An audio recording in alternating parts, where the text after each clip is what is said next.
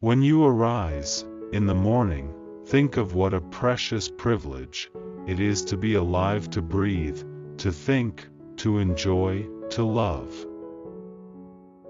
Look well into thyself. There is a source of strength, which will always spring up if thou wilt always look.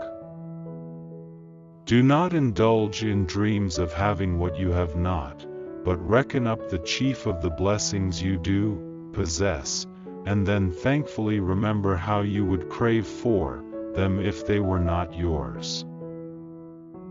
Here is a rule to remember in future: when anything tempts you to feel bitter, not this is misfortune, but to bear this worthily is good fortune. Think of yourself as dead. You have lived your life. Now take what's left and live it properly. Death smiles at us all, but all a man can do is smile back. Your mind will take the shape of what you frequently hold in thought, for the human spirit is colored by such impressions. You have power over your mind, not outside events. Realize this, and you will find strength.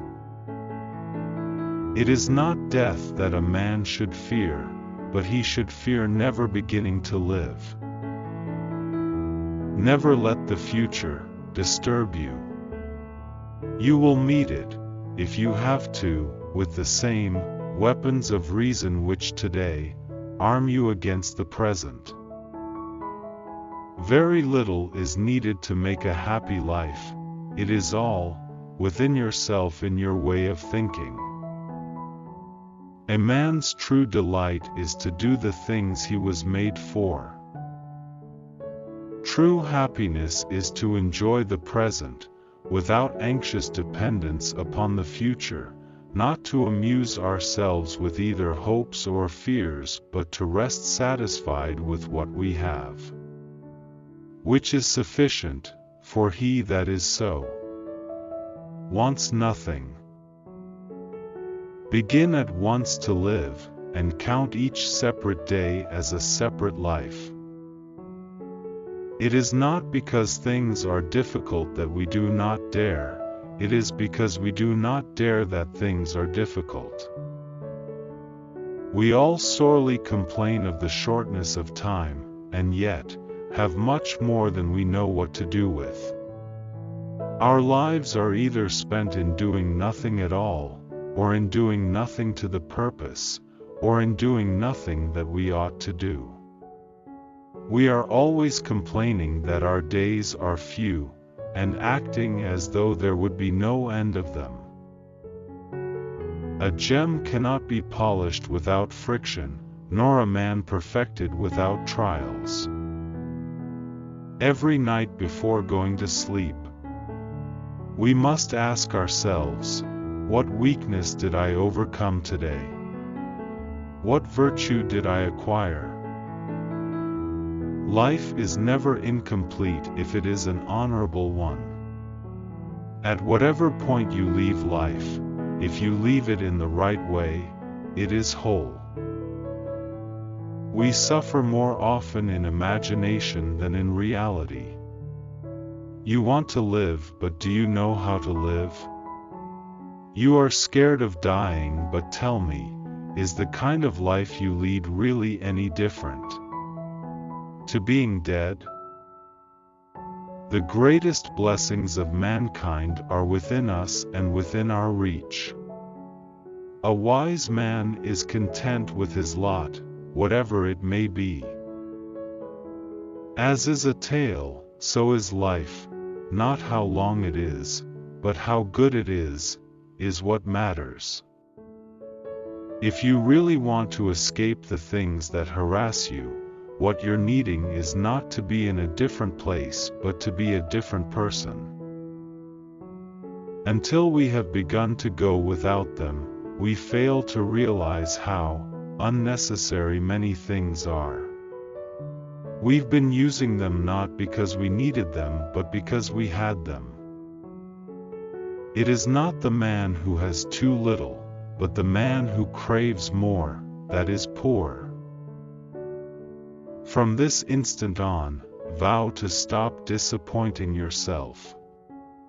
Separate yourself from the mob. Decide to be extraordinary and do what you need to do now. What ought one to say then, as each hardship comes? I was practicing for this, I was training for this. No great thing is created suddenly, any more than a bunch of grapes or a figure. If you tell me that you desire a figure, I will answer that there must be time. Let it first blossom, then bear fruit, then ripen. When you are offended at any man's fault, turn to yourself and study your own failings. Then you will forget your anger. The trials you encounter will introduce you to your strengths. Remain steadfast, and one day you will build something that endures, something worthy of your potential.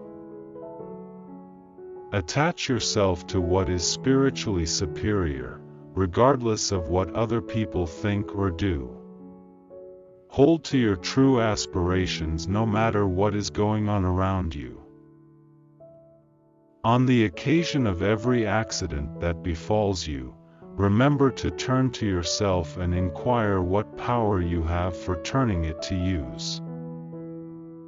Caretake this moment. Immerse yourself in its particulars. Respond to this person, this challenge, this deed. Quit evasions. Stop giving yourself needless trouble. It is time to really live. The key is to keep company only with people who uplift you, whose presence calls forth your best.